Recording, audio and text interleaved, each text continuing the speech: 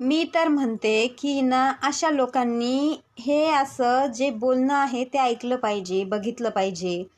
कारण की अशा निगेटिव्ह लोकांना करून करून काय करणार आहे ते?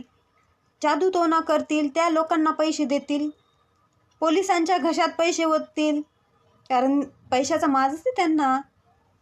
तेच करतील ते, दुसरं काय करणार आहे? पण त्यांच्याबद्दलची त्यांची असलियत कोणीतरी सांगतंय, त्यांची वागणूक, त्यांचं बोलणं, त्यांचं कर्तृत्व हे कुणीतरी सांगतंय, त्यांना कळतंय.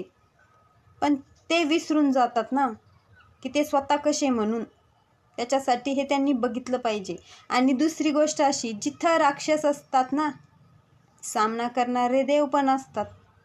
चांगल्यासोबत देव हा नेहमी असतो राक्षसांवरती मात करायला, हे विसरू नका. अशा लोकांना पैशाचा माज असतो.